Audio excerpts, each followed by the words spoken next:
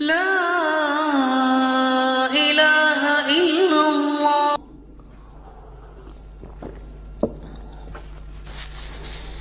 اب یہ قرآن مجید کی طویل ترین آیت آ رہی ہے، آیت دین۔ کوئی قرض کا معاملہ ہے، کوئی قرض کا معاملہ ہے کہ آپ نے کسی کو قرض دیا، یا کوئی کاروباری معاملہ ہے، اشتراک ہے جس میں کہ جو بھی ہوگا بعد میں نتائج نکلیں گے۔ ان سب کے بارے میں حکم ہے کہ لکھ لیا کرو۔ ہم کیا کرتے ہیں قرض دیتے ہوئے، اب دوست ہے، بھائی ہے، عزیز ہے، کیا لکھوانا، اس سے کیا کہے گا، اعتماد نہیں ہے۔ کاروبار شروع ہو گیا، زبانی باتیں کر لی، اس کے بعد رو رہے ہیں، چیخ رہے ہیں، چلا رہے ہیں۔ تو حدیث میں آتا ہے کہ اللہ تعالیٰ 3 قسم کے لوگوں کی فریاد سنتا ہی نہیں۔ ایک وہ جو قرض دیتے ہوئے یا کوئی معاملہ کرتے ہوئے لکھواتا تو ہے نہیں اور بعد میں روتا ہے۔ ایک وہ کہ جو اپنی بیوی کے ہاتھوں تنگ بھی ہے اور شکوہ بھی کرتا ہے، شکایت بھی کرتا ہے، فریاد بھی کرتا ہے، طلاق نہیں دیتا۔ اللہ نے راستہ کھولا ہوا ہے تمہارے لیے، تو اللہ ویسے لوگوں کی فریاد نہیں سنتا۔ تیسرا مجھے یاد نہیں ہے۔ یا ایھا الذین آمنوا اذا تداینتم بدین الی اجل مسمى فاکتبوہ، اے اہل ایمان جب بھی تم کوئی معاملہ کرو قرض کا، ایک وقت معین تک کے لیے، ایک تو وقت معین ہونا چاہیے، یہ قرض دے رہے ہیں کب واپس ہوگا، فاکتبوہ، تو اس کو لکھ لیا کرو۔ یہ فعل امر ہے، الامر للوجوب، واجب ہے یہ۔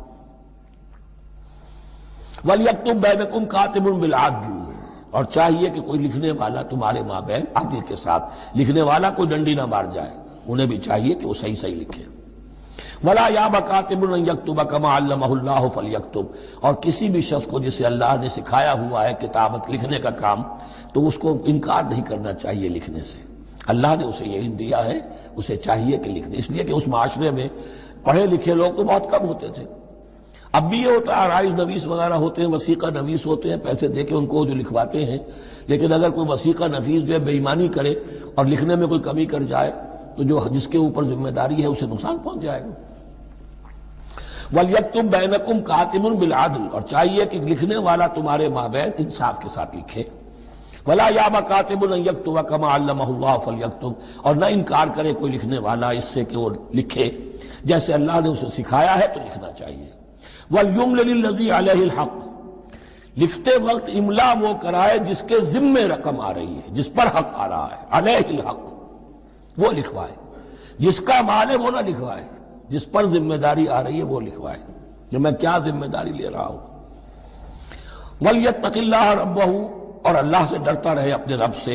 وَلَا يَبْخَسْ مِنْهُ شَيْئًا، اور لکھوانے میں اس میں سے کوئی شے کم نہ کر دے۔ فَإِنْ كَانَ الَّذِي عَلَيْهِ الْحَقُّ سَفِيهًا، اب اگر وہ جو مقروض ہے، جو قرض لے رہا ہے، جس کے ذمے کوئی ذمہ داری آ رہی ہے، وہ ناسمجھ ہے یا بوڑھا ہے، ضعیف ہے، اور لا يستطيع ان يمل، یا اس کے اندر یہ اتنی صلاحیت نہیں ہے کہ املا کرا سکے، یہاں املا کے معنی میں ہے، ہوا فَلْيُمْلِلْ وَلِيُّهُ بِالْعَدْلِ، تو اگر وہ نہیں املا کرا سکتا تو اس کا کوئی ولی ہو، اس کا کوئی وکیل ہو، اس کا کوئی اٹارنی ہو، وہ اس کی طرف سے اس کو لکھوائے۔ وَاسْتَشْهِدُوا شَهِدَيْنِ مِن رِجَالِكُمْ، یہ ایک آیت چل رہی ہے، ابھی پورے رکوع کے اوپر ایک آیت پھیلی ہوئی ہے، سوائے آخر میں تھوڑا سا حصہ دوسری آیت آئے گی۔ وَاسْتَشْهِدُوا شَهِدَيْنِ مِن رِجَالِكُمْ، اور گواہ بنا لیا کرو 2 اپنے مردوں میں سے۔ فَإِن لَّمْ يَكُونَا رَجُلَيْنِ، اور اگر 2 مرد دستیاب نہ ہو، فَرَجُلٌ وَامْرَأَتَانِ، تو ایک مرد اور 2 عورتیں، ممن ترضون من الشہداء، اور وہ بھی دونوں کے نزدیک مقبول ہوں شہداء، کہ ہاں دونوں کو اعتماد ہے ان پر۔ اب یہ جو سوال آ گیا کہ ایک مرد کی جگہ 2 عورتیں، 2 مرد یا پھر ایک مرد کا ہونا تو لازم ہو گیا، محض عورت کی گواہی نہیں چلے گی، لیکن اس کا آیا مسئلہ ہر قسم کے معاملے کا ہے یا قرض اور مالی معاملات میں وثیقہ نویسی کا، یہ ایک علیحدہ مسئلہ ہے۔ یہ تو باتیں پھر فقہا کے ہاں تفصیل سے ملتی ہیں، لیکن یہ مسئلہ موجود ہے کہ 2 مرد، اور اگر 2 مرد دستیاب نہ ہو تو ایک مرد اور 2 عورتیں، تو سوال تو پیدا ہو گیا کہ کیا عورت کی گواہی عادی ہے؟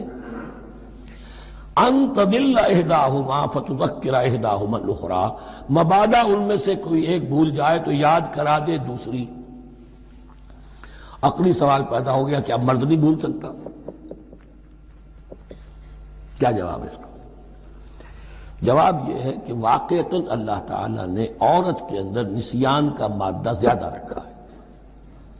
الا یعلم من خلق وہو اللطیف الخبیر، کیا وہی نہ جانے گا جس نے پیدا کیا ہے؟ اس نے پیدا کیا ہے، وہ جانتا ہے.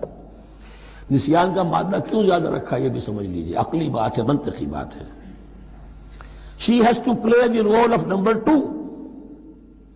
اسے مرد کے تابع رہنا ہے.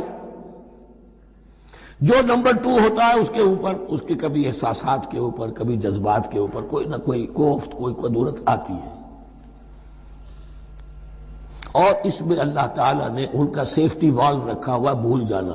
اگر بھولنا نہ ہو، یاد بازی عذاب ہے یا رب، چھین لے مجھ سے حافظہ میرا. یہ نسیان جو ہے یہ بھی ایک بہت بڑی نعمت ہے، ورنہ تو کوئی صدمہ دل سے اترے ہی نہ، کوئی غصہ کبھی ختم ہوئی نہ. تو بھولنے کا معاملہ یہ سیفٹی ویلو اللہ نے عورت میں زیادہ رکھا ہے، اس لیے کہ اسے مرد کے تابع ہو کر رہنا ہے. اور جب تابع ہو کر رہنا ہے تو اسے زیادہ اس کے احساسات پہ، جذبات پر زیادہ مواقع آئیں گے کہ اس کو کچھ زک پہنچے. اس کے لیے یہ سیفٹی ویل کے نسیان ہے، یہ زیادہ رکھ دیا گیا ہے. ان تضل احداہما فتذکر احداہما الاخری. اب یہ کہ اگر یہ بات سمجھ میں نہ آتی تب بھی اللہ کا حکم ہے ماننا ہے. اگر فسک کیپٹل اور فلوئڈ کیپٹل کا فرق سمجھ میں نہیں آتا تب بھی بیع حلال ہے، ربا حرام ہے. اللہ خیر صلی اللہ احل اللہ البیع وحرم الربا. لیکن اگر حکمت سمجھ میں آ جائے تو نور علی نور. ولا یأبى الشهداء اذا ما دعوا. اور نہ انکار کریں گواہ جب کہ ان کو بلایا جائے. اور گواہی کے لیے بلایا جائے تو گواہ نہیں آ رہے، نخرہ کر رہے، نہیں، ان کو آنا چاہیے. ومن اسلم ممن کتم شہادتہ شہادت من اللہ ہے، جو اللہ کی کوئی گواہی جو ہے اگر چھپائی ہے تو بہت بڑا ظلم ہے. فلا تسأموا، اور اس سے تھکو مت، کسل مت کرو، سستی مت کرو. ان تکتبوہ، کہ تم لکھو اسے، صغیراً اور کبیراً، چاہے چھوٹا معاملہ ہو چاہے بڑا ہو. الی اجلہ، وقت معین کے لیے. اتنا قرض دے رہا ہوں، اتنے وقت میں آپ نے مجھے لوٹانا ہے. اس کے بعد آپ بڑھا سکتے ہیں، آپ دیکھ سکتے ہیں، اسے مزید مہلت دے سکتے ہیں. ایسے ہی حالات ہیں تو آپ معاف بھی کر سکتے ہیں. لیکن یہ کہ جب لکھنا ہے، حکم دیا جا رہا ہے تو اس میں اجل معین ہو، الی اجلہ. اور اس میں چھوٹے بڑے کی تفریق نہ کرو، چاہے چھوٹا مسئلہ بڑا لکھ لو. ذالکم اقسط عند اللہ، یہ اللہ کے نزدیک بھی زیادہ مبنی بر انصاف ہے. واقوم للشہادہ، اور گواہی کے لیے زیادہ قوی ہوگا اور زیادہ درست ہوگا. لکھی ہوئی شے ہوگی تو اب معاملہ جو ہے بہت واضح رہے گا، ورنہ زبانی یادداشت کے اندر کہیں کہیں جو ہے تعبیر ہی میں فرق ہو جاتا. وعدنا اللہ ترتابوا، اور یہ اس کے بہت قریب ہے کہ تم بھولو گے نہیں. الا ان تکون تجارۃ حاضرۃ تدیرونھا، الا یہ کہ کوئی لین دین ہو، تجارت ہو جو حاضر ہوتی ہے دست بدست. آپ نے سودا دیا، اس نے پیسے دے دیے، اب کیش بھی وہ دے دیجئے یا آپ دینا چاہیں تو، ورنہ یہ شریعت میں لازم نہیں ہے. اگر ایسا دست بدست کا معاملہ ہے تو پھر یہ ہے کہ وہ تو ہو گیا ایکسچینج. وہ مال جو ہے دکاندار نے مال دیا، آپ نے پیسے دے دیے، اس کے لکھنے کی ضرورت نہیں ہے. الا ان تکون تجارۃ حاضرۃ تدیرونھا بینکم، تو اگر وہ تجارت ہو کہ نقد تمہاری چلتی ہے، آپس میں لین دین ہو رہا ہے، فلیس علیکم جناح الا تکتبوھا، تو کوئی حرج نہیں ہے تم پر کہ اسے نہ لکھو. واشہدوا اذا تبایعتم، اور گواہ بنا لیا کرو جب کوئی مستقبل کا سودا کرو. یہ بیع سلم جو ہوتی ہے یہ مستقبل کا سودا ہے، قرض کا سودا ہے. بیع سلم بھی ایک طرح کا قرض ہے. آج آپ طے کرتے ہیں کسی شخص سے، کسی کاشتکار سے، زمیندار سے کہ اگلا موسم جو آئے گا فصل کا، گیہوں کی فصل کا، تو اتنے روپے من کے حساب سے 500 من گندم میں آپ سے لوں گا. یہ بیع سلم کہلاتی ہے، اور اس میں لازم ہے کہ پوری قیمت ابھی ادا کر دیں. لیکن اس میں بھی کہ اس وقت آپ کو اتنی گندم دینی ہے، اس کو لکھوا لو اور اس پر 2 گواہ بنا لو. واشہدوا اذا تبایعتم ولا یضار کاتب ولا شہید، اور نہ نقصان پہنچایا جائے کسی لکھنے والے کو یا گواہ کو، اور نہ نقصان پہنچائے کوئی لکھنے والا یا گواہ. یہ یضار دونوں کے لیے آ جائے گا، یہ معروف بھی ہے اور مجرور بھی ہے. نہ ضرر پہنچایا جائے اور نہ ضرر پہنچائے، نہ کوئی کاتب اور نہ کوئی شہید گواہ. وَإِن تَفْعَلُوا، اگر تم ایسا کرو گے، نقصان پہنچاؤ گے، فَإِنَّهُ فُسُوقٌ بِكُمْ، تو یہ تمہارے لیے بہت بڑے گناہ کی بات ہوگی. وَاتَّقُوا اللَّهَ، اللہ سے ڈرو. وَيُعَلِّمُكُمُ اللَّهُ، اللہ تمہیں تعلیم دے رہا ہے، وَاللَّهُ بِكُلِّ شَيْءٍ عَلِيمٌ، اللہ ہر چیز کا علم رکھنے والا ہے۔ یہ ایک آیت ہوئی ہے، آخری پارے کی میرا خیال 4 5 6 صورتیں جمع کر لے تو جا کر یہ ایک آیت کا حجم برابر ہوگا۔ جو میں نے کہا تھا کہ آیات کی تعیین توقیفی ہے، یہ ہمارے حساب کتاب سے، گرامر سے، منطق سے، علم بیان سے کسی سے کوئی تعلق نہیں اس کا۔ وَإِن كُنتُمْ عَلَىٰ سَفَرٍ، اور اگر تم سفر پر ہو، فَلَمْ تَجِدُوا كَاتِبًا، اب وہاں کوئی لین دین کا معاملہ ہو گیا، قرض کا ہو گیا، کاتب کوئی ہے نہیں، فَرِحَانٌ مَقْبُوضَةٌ، تو کوئی گروی شے رکھ لو قبضے میں، فلاں شے آپ کے قبضے میں رہے گی، آپ اتنے پیسے مجھے دے دیجئے، میں جب یہ واپس کر دوں گا اپنی چیزیں آپ میری چیز مجھے لوٹا دیجیے، یہ رہن ہے مقبوضہ۔ لیکن رہن سے کوئی فائدہ اٹھانے کی اجازت نہیں، وہ سود ہو جائے گا۔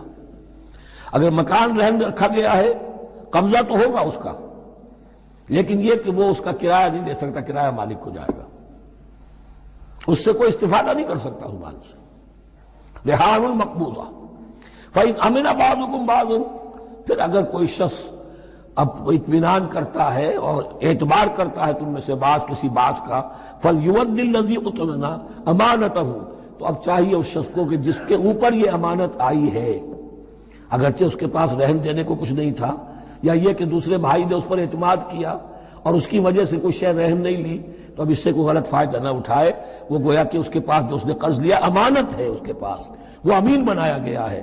فَلْيُؤَدِّ الَّذِي اؤْتُمِنَ أَمَانَتَهُ، کہ اپنی امانت واپس لوٹائے، وَلْيَتَّقِ اللَّهَ رَبَّهُ، اور ڈرے اللہ سے جو اس کا رب ہے۔